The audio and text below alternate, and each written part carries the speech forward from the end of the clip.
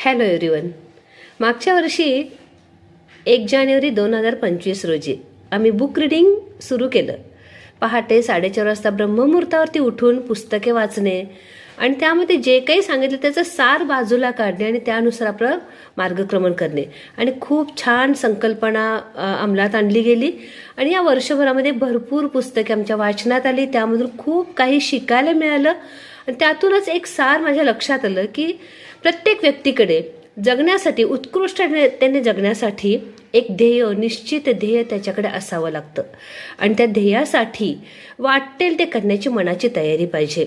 आणि खरोखरच तुम्हाला जर प्रकाशमान व्हायचं असेल तर तुमच्या जबाबदाऱ्या तुम्ही कधीही टाळल्या नसल्या पाहिजेत. प्रत्येक गोष्ट जबाबदारीने पूर्ण करणं आवश्यक आहे आणि जर तुम्ही ती जबाबदारी टाळत असाल तर तुमचं या जगामध्ये जगणं असह्य होऊन जाईल.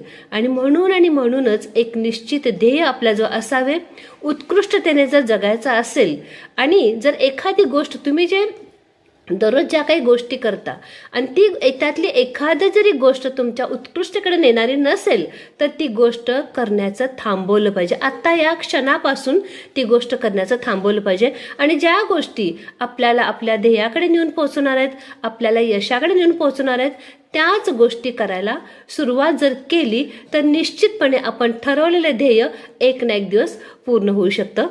Thank you so much.